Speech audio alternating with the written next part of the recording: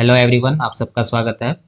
Time and work का पहला seat चल रहा है जिसमें सवाल नंबर 10 तक पिछले क्लास में कंप्लीट कर चुके हैं।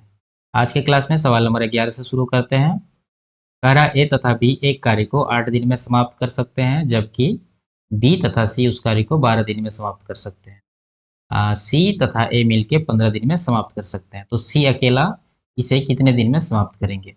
देखिए, ए और बी मिलके यानी ए प्लस बी मिलके कितने दिन में कर रहे हैं? 8 दिन में। बी और सी मिलके कितने दिन में कर रहे हैं? 12 दिन में। सी और ए मिलके कितने दिन में कर रहे हैं? 15 दिन में। अब इन तीनों का एफिशिएंसी निकालेंगे। तो सबसे पहले टोटल वर्क देखते हैं कितना होगा। तीनों का एलसीएम 120 हो रहा है। ठीक है, ये 120 हमारा टोटल वर्क आ गया, कुल कार्य। ए बी का एफिशिएंसी कितना आएगा? 8 से 120 को डिवाइड करेंगे तो 15 यूनिट। बी सी का कितना आएगा? 12 से 120 को डिवाइड करेंगे 10। सी ए का कितना आएगा? 8। तीनों का आ गया। अब देखिए, अब इन तीनों को जोड़ देते हैं तो कितना आ जाएगा? 2 बार आएगा ए प्लस बी प्लस सी। इधर तीनों का एफिशिएंसी जोड़ देते हैं। 15 10 25 8 33। यहाँ से ए बी और सी का एफिशिएंसी कितना आएगा? 2 से 33 को डिवाइड करेंगे तो 16.5। क्या 16.5। अब सी के बारे में पूछ रहा है कि कितना दिन लगेगा करने में। तो सी का एफिशिएंसी निकालना होगा। तो सी का निकालने के लिए क्या करेंगे? ए प्लस बी प्लस सी में अगर हम ए बी का एफिशिएंसी घटा दें, यानी ए प्लस बी का एफिशिएंसी कितना है? 15 यूनिट। तो इसमें ए प्लस बी का एफिशिएंसी जो है 15, वो माइनस कर देंगे तो कितना बचेगा? 1.5। ये किसका एफिशिएंसी आ गया? सी का। अब टोटल वर्क है 120। सी का एफिशिएंसी है 1.5। तो इसको कटाते हैं। इसको कितना बार में कटेगा? 15 8 20। ठीक है, दशमलव है तो जीरो लगेगा। यानी सी को पूरा कार्य करने में कितना दिन लग जाएगा? 80 दिन। ऑप्शन नंबर ए सही है। अगला सवाल देखते हैं। कह रहा ए किसी कार्य को m दिन में तथा बी उस कार्य को n दिन में करता है, तो ए तथा बी मिलकर उस कार्य को कितने दिन में करेंगे? देखिए, ए करता है m दिन में, बी करता है n दिन में। इन दोनों का एलसीएम mn हो जाएगा। m से mn को डिवाइड करेंगे तो n यूनिट आएगा, n से mn को डिवाइड करेंगे तो m यूनिट आएगा। अब यहाँ पर टोटल वर्क कितना है? mn। तो mn है टोटल वर्क। दोनों का जो a और b का एफिशिएंसी का योग कितना हो जाएगा? n plus m। यानी n प्लस m से इसको डिवाइड करेंगे तो इतना दिन लगेगा कार्य को करने में, अगर दोनों एक साथ में कार्य करेंगे तो।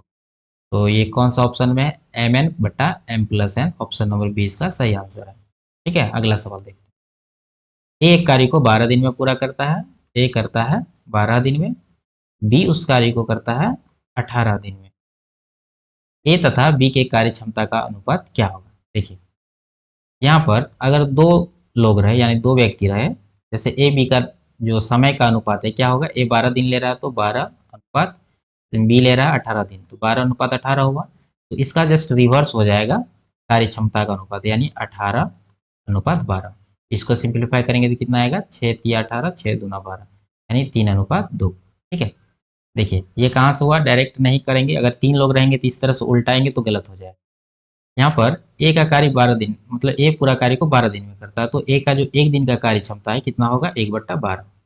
उसी तरह बी का कितना हो जाएगा? 1/18। अब इन दोनों का रेशियो लेंगे, यानी सिंप्लीफाई करेंगे इसको 18 और 12। तो या तो क्रॉस मल्टीप्लीकेशन कर देते हैं। 18 गुना 1 18 हो जाएगा, इधर 12 गुना 1 12 हो जाएगा। ठीक है, फिर से उतना ही आएगा। अगला सवाल देखते हैं। इसका ऑप्शन नंबर बी सही आंसर है। ए बी और सी व्यक्तिगत रूप से एक कार्य को क्रमशः इतना 24 दिन 15 दिन 12 दिन में पूरा कर सकते हैं। तीनों के कार्य क्षमता का अनुपात क्या होगा? देखिए, ए बी सी का कार्य क्षमता का अनुपात निकालना है। तो 24 दिन में करता है तो एक दिन का कार्य क्षमता कितना हो जाएगा? 1/24। उसी तरह बी का कितना हो जाएगा? 1/15। उसी तरह सी का कितना होगा? 1/12। अब इन इसमें पूरा में रेशियो गुना कर देते हैं इन तीनों का एलसीएम से। एलसीएम हो जाता है 120। 120 से गुना करेंगे तो ये कितना आएगा? 24 पंचा 120, 15 अट्ठा 120, इधर 12 दाही 120, यानी 5 8 और 10। ऑप्शन नंबर 20 का सही आंसर है। ये हमारा इफिशियंसी का रेशियो है। ठीक है, कार्य क्षमता। अगला सवाल देखते हैं। यदि तीन व्यक्तियों द्वारा कार्य करने की गति का अनुपात 1:4:7 है, तो इन लोगों द्वारा समान कार्य को करने में लिए गए समय का अनुपात क्या होगा? ठीक है, पिछले सवाल में समय दिया हुआ था, गति का अनुपात यानी कार्य क्षमता का अनुपात पूछ रहा था। उसी तरह से इसको भी करेंगे। अगर गति का अनुपात है तो लिए गए समय का अनुपात क्या हो जाएगा, यानी टाइम का जो रेशियो है तीनों व्यक्ति का, मान लेते हैं ए है, बी है और सी है। तो ये पहला करेगा 1/1, दूसरा करेगा 1/4 दिन, और तीसरा करेगा 1/7 दिन। ठीक है। अब यहाँ पर इसको सिंप्लीफाई करने के लिए 7 चौका 28 से गुना कर देते हैं, यानी इन तीनों का एलसीएम से। तो ये 28 गुना 1 से 28 को डिवाइड करेंगे तो 28 आएगा, 4 से 28 को डिवाइड करेंगे 7, 7 से 28 को डिवाइड करेंगे तो 4, यानी 28:4:7 इसका सही आंसर होगा। 28:7:4 ऑप्शन नंबर डी। ठीक है, ये समय का अनुपात निकल गया। अगला सवाल देखते हैं। एम की कार्य क्षमता एन से दोगुनी है। देखिए दो लोग हैं एम और एन। एम की जो कार्य क्षमता है एन से दोगुनी है। अगर एन 1 है तो एम कितना है, 2 है, 2 गुना 2। ठीक है। अब कह रहा दोनों मिलकर किसी कार्य को 21 दिन में समाप्त करते हैं। ये इफिशियंसी का रेशियो है कार्य क्षमता का। देखिए तो टोटल वर्क कितना हो जाएगा, इन दोनों का जो क्षमता है दोनों मिला के कितना हो जाएगा, 2 और 1 3। 3 यूनिट के हिसाब से जब करेगा तो उसको 21 दिन लगेगा। तो टोटल वर्क कितना हो जाएगा, 3 गुना 21 यानी 63 यूनिट। अब यहाँ कह रहा है एम अकेला उस कार्य को कितने दिन में समाप्त करेगा। एम का एफिशिएंसी कितना है, 2, टोटल कार्य है 63, तो एम को कितना समय लग जाएगा, 63/2, यानी 2 एफिशिएंसी है, 2 से टोटल कार्य को डिवाइड करेंगे, ये कितना आ जाएगा 32.5, यानी 32.5 इसका, नहीं 31.5 इसका सही आंसर होगा, ऑप्शन नंबर डी। अगला सवाल देखते हैं। ए की कार्य क्षमता बी से दोगुनी है। ए है, बी है, कार्य क्षमता क्या है, ए की कार्य क्षमता बी से दोगुनी है। बी अगर 1 है तो ए कितना है, 2। ठीक है, ये इफिशियंसी का रेशियो आ गया। किसी कार्य को पूरा करने में ए बी से 20 दिन कम लेता है। देखिए अब यहाँ पर जब कार्य इफिशियंसी का रेशियो 2:1 है तो इसका जो टाइम है यानी इसके द्वारा लिया गया समय का अनुपात क्या होगा, इसका उल्टा 1:2। अब यहाँ कह रहा है ए जो है बी से 20 दिन कम लेता है। ए जो 1 यूनिट टाइम लेता है, बी लेता है 2, तो इन दोनों का जो डिफरेंस है 1 यूनिट, इसका वैल्यू हो जाएगा 20 दिन। ठीक है, 1 यूनिट का वैल्यू आया 20 दिन। तो ए कितना दिन में करेगा, ए का समय है 1, तो ए करेगा 20 दिन में। बी कितना दिन में करेगा, 2 गुना 20 करेंगे तो 40 दिन। ए और बी द्वारा लिया गया समय निकल गया 20 दिन और 40 दिन। ठीक है, अब आगे देखिए, तो दोनों मिलकर उस कार्य को कितने दिन में समाप्त करेंगे। तो यहाँ देखते हैं टोटल वर्क पहले निकालते हैं। टोटल वर्क कितना हो जाएगा, देखिए इधर से अगर ए से निकालेंगे तो भी निकलेगा, बी से निकालेंगे तो भी निकलेगा। बी का एफिशिएंसी है 2, लग रहा है टाइम 20 दिन, तो कितना टोटल वर्क हो गया, 2 गुना 20 यानी 40। अगर इधर से निकालेंगे, बी का एफिशिएंसी 1 है, टाइम लग रहा है 40 दिन, 40 गुना 1 40, तो भी उतना ही निकलेगा। अब यहाँ दोनों मिलकर करेगा 40 यूनिट काम, तो कितना टाइम लगेगा, टाइम लग जाएगा उसको 40 है टोटल काम। दोनों का जो कुल इफिशियंसी कितना होगा, 2 और 1, 2 1 कितना होता है, 3, 3 से इसको डिवाइड करेंगे, ये हो जाएगा 13.1/3 दिन। ठीक है, तो ऑप्शन नंबर ए इसका सही आंसर होगा। अगला सवाल देखते हैं। एक निश्चित कार्य को करने के लिए ए और बी की क्षमता का अनुपात 7:5 है। ए और बी का जो कार्य क्षमता है वो 7:5 है। ये कार्य क्षमता का अनुपात है, ठीक है, इफिशियंसी। एक साथ काम करते हुए वे उसी काम को 14 दिन में पूरा कर सकते हैं। ए अकेले उस काम का 60% भाग कितने दिन में पूरा करेंगे। तो यहाँ से टोटल वर्क हम लोग निकालेंगे, कितना आ जाएगा, टोटल वर्क दोनों मिलके एक 14 दिन में पूरा करता है। दोनों का एफिशिएंसी कितना हो जाएगा, 7 और 5 12, 12 एफिशिएंसी से 14 दिन लगते हैं उसको, तो टोटल काम इतना हो गया। अब देखिए कह रहा है ए अकेले उस काम का 60%, ये टोटल वर्क है, इसका 60% कितना हो जाएगा, 60% होता है फ्रैक्शन में 3/5, या नहीं तो 60% भी लिख सकते हैं, इसको 3/5 लिखते हैं। इतना काम करना है, किसके द्वारा किया जाना है, ए के द्वारा। ए का एफिशिएंसी कितना है, 7। ठीक है 7, तो इसको 7 से डिवाइड भी करें, तो ये 7 दूना 14 हो गया, 12 तिया 36 दूना 72। ठीक है, 12 दूना 24 तिया 72/5, इसको डिवाइड करेंगे तो कितना आएगा, 14.4, यानी इतना दिन ए को लगेगा पूरा कार्य करने में। Option number D, option number C इसका सही आंसर। ठीक है, अगला सवाल देखते हैं।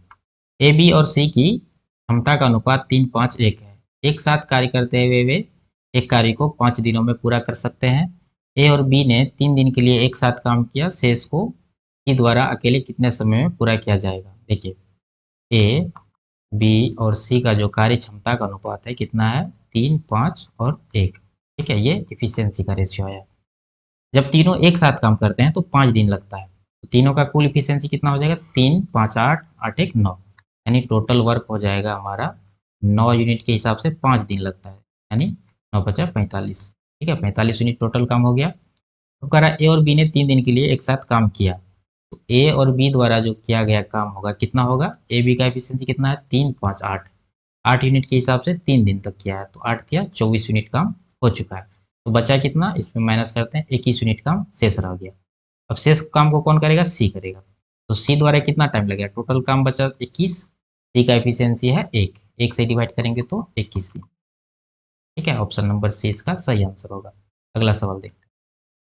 कह रहा ए बी और सी की क्षमता का अनुपात 7 5 8 है। ए बी सी का जो कार्य क्षमता का अनुपात है कितना है? 7:5:8। ठीक है, ये इफिशियंसी का रेशियो है।